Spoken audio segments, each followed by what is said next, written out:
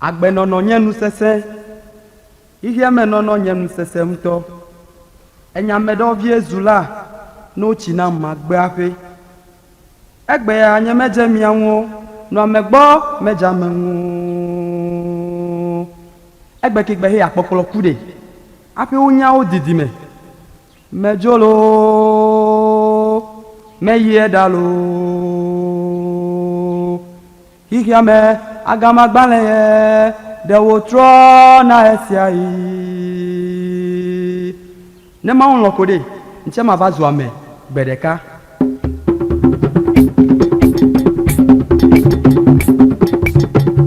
Amedo bi menyo.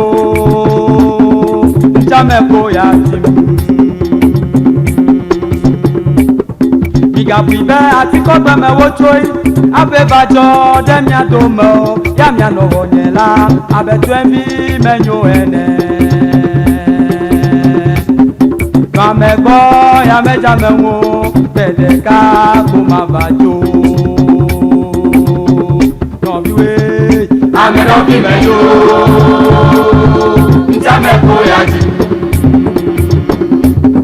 biya bibe ati kokwe me wotoi abe bajo denya tomo danya no wangela abe twebi menyo ene Kamego ya meja menwo bedeka kuma bajo Come jamemo yo yo, come jamemo yo yo, come jamemo yo yo, come jamemo. Jalele, come jamemo yo yo, come jamemo yo yo, come jamemo yo yo, come jamemo. Leuko bigayonamo letiti kakache echoko oyoni enyele anyale lemejoko ya bolo kakemia tenyi debe akpokro pekupe ape onya ebe titime ye aye titimelo ayo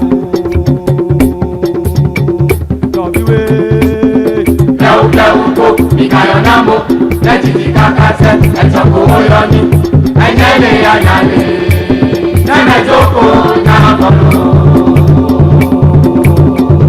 nakenya sebidebe akpokro pekupe abe onya ebe titime ye aye titimelo ayo Come jamemo yo yo, come jamemo yo yo. Come jamemo yo yo, come jamemo. Jalele, come jamemo yo yo, come jamemo yo yo, come jamemo yo yo, come jamemo.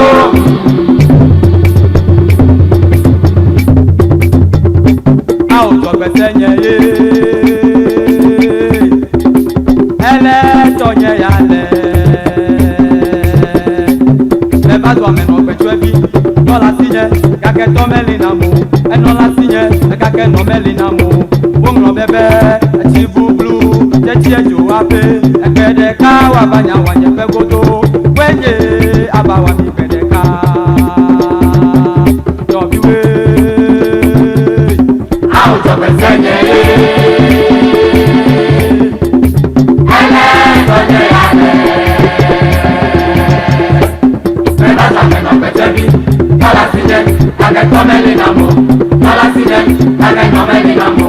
Uno bebe, chibu blue, cheche jo ape. Bebe ka wabanya wanye prebuto. Wende abawa mi bebe ka. Come jamemo yo yo, come jamemo yo yo, come jamemo yo yo, come jamemo.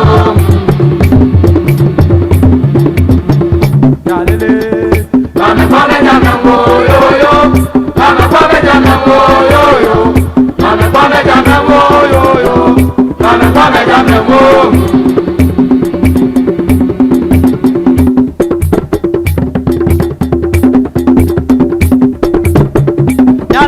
beto me ega ke nu me le wa kle ode Yale mumu beto me ega ke nu me le wa kle o Yale mumu beto me ega ke nu me le wa kle ode Yale mumu beto me ega ke nu me le wa kle o Na okenu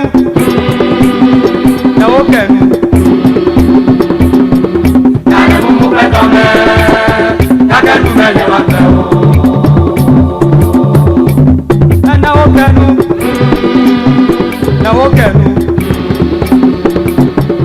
Yale mumu beto me ega ke nu me le wa kle o Yale mumu beto me ega ke nu me le wa kle o jalele Yale mumu beto me ega ke nu me le wa kle o Yale mumu beto me ega ke nu me le wa kle o jalele Yale mumu beto me ega ke nu me le wa kle o Na okenu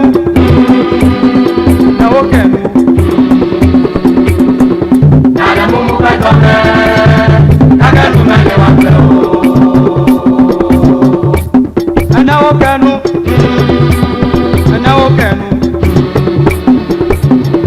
Yale mumu beto me ega ke nu me le wa kle o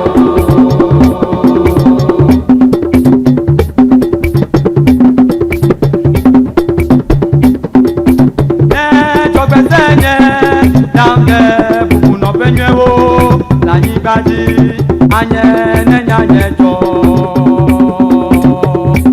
la nyibadi ya cholawo be bonu tobiwe Jogbesenye damge bubu no benyewo la nyibadi anye nenyanye jo la nyibadi ya cholawo be bonu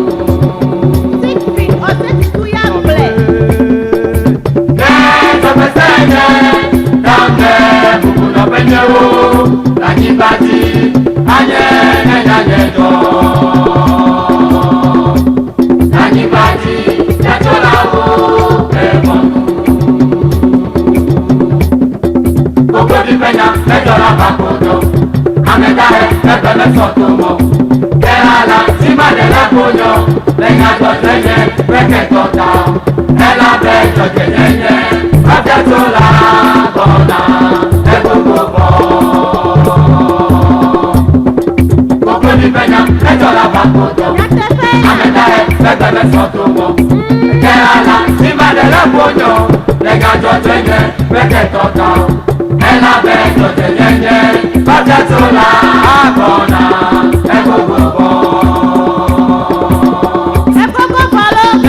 Jogbesenye damge bubu no benyewo la nyibadi anye nenyanye jo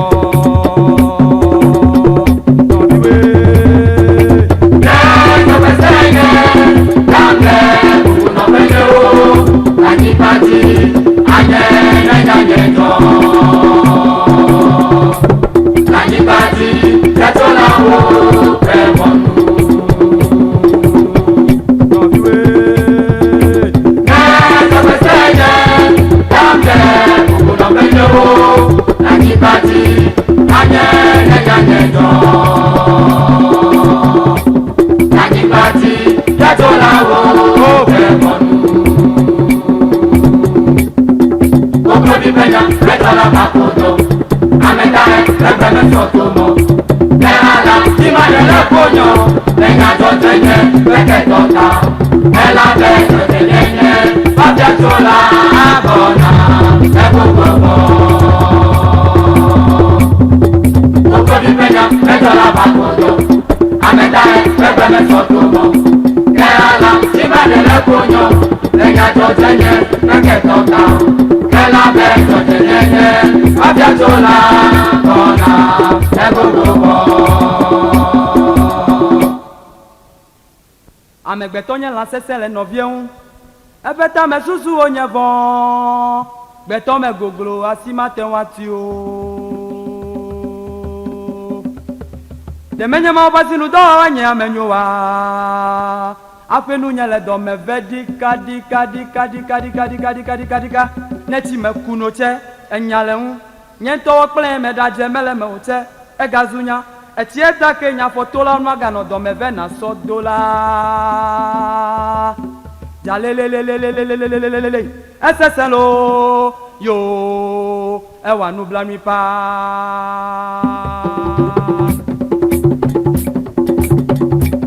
Nyeme nyatie mewa afenu nyele do me vedika. Neme buwe u kaka nyeme siemo. No biwe. Nyeme nyatie mewa afenu nyele do me vedika.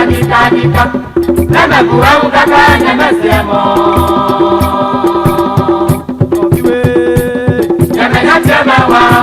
Afenu nyele to me dedika. Neme buwe u kaka nyeme siemo. Neme wanyete. Neme wa peo. Yuso ya kumese. Neme wanyete. Neme wa peo. Yuso ya kumese. Nyate peno no me kwaji. Mele late nu nyagale to me pe. Nyate peno no me kwaji. Mele late nu nyagale to me pe.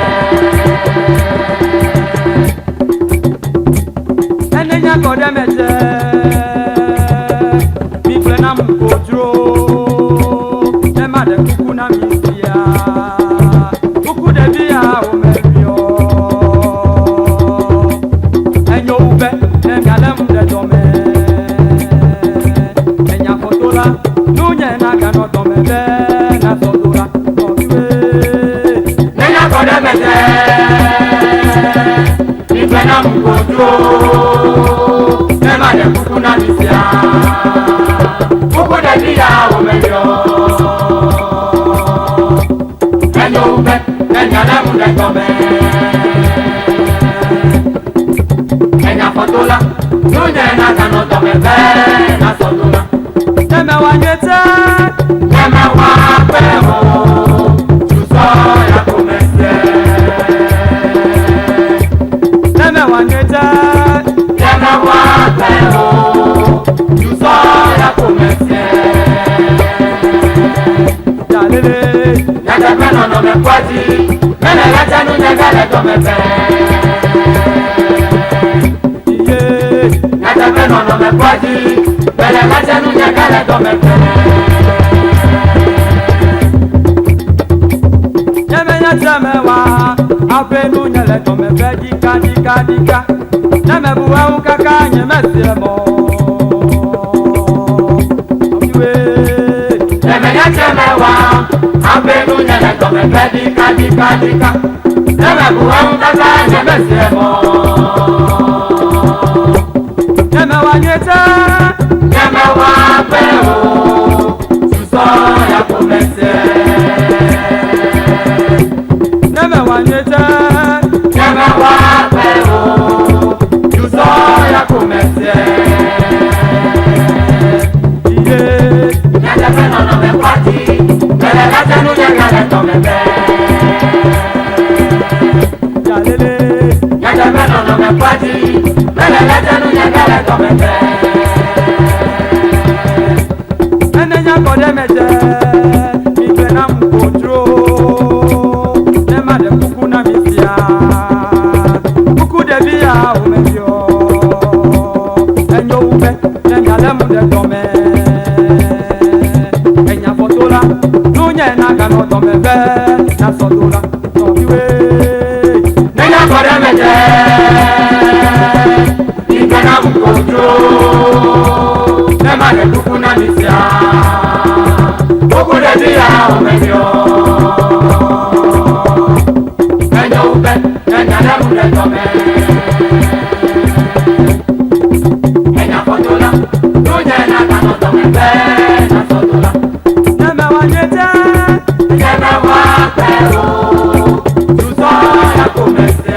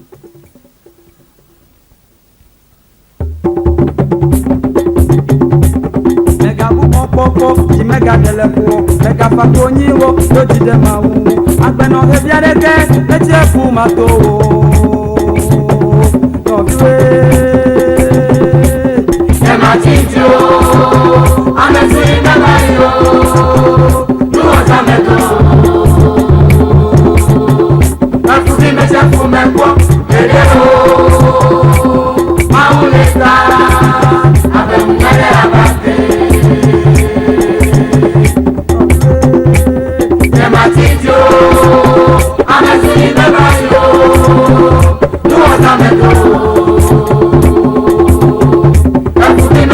me pop, bele o. Maulesta, adomale abate. Mega bumo popo, ni mega telefumo, mega fakoni wo, oti de mamu. Agbeno kebia deke, ati apuma to. Yematijo, amesi bebayo, nuota mendo. Ati me chefu me pop, bele o. Maulesta, adomale abate. Yematijo, amesi bebayo, nuota mendo. Ati me chefu me pop, bele o. Maulesta, adomale abate.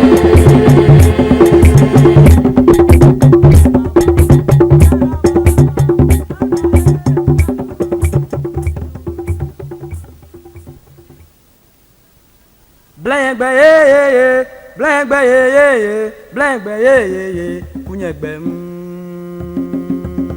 blengbe nyemenya ota nyeme wajro nyeme juamo nyemenya le kete oli efuye olo la be nyemenya fine mala bledo agbele moji mala bledo a asime ya etome ya nyemenya o egbela ogbeta elo la benyemenya fine mala bledo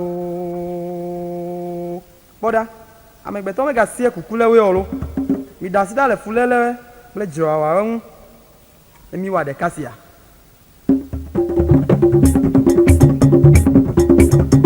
amegbeto menya blego amegbeto menya dolego amegbeto menya kubo iwa novi wa wanyo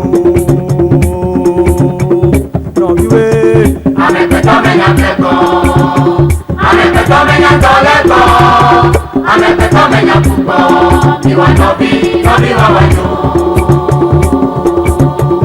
novi we Amegbeto menya blego, amegbeto menya dolego, amegbeto menya kubo, iwa nobi wa wanyo. yalele Egbela beta, nyemenya jirawa. Egbela beta, nyemenya metuto. Egbela beta, nyemenya fulelo. Kabe nyemenya file mana bledo. yalele Egbela beta, nyemenya jirawa. Egbela beta, nyemenya metuto. Egbela beta, nyemenya fulelo. Kabe nyemenya file mana bledo. amegbeto menya blego emi deje kple fulele weda yesu be mi lo mi anu ewo adudadu tefe eat butter megale o novi we Amegbeto menya blego,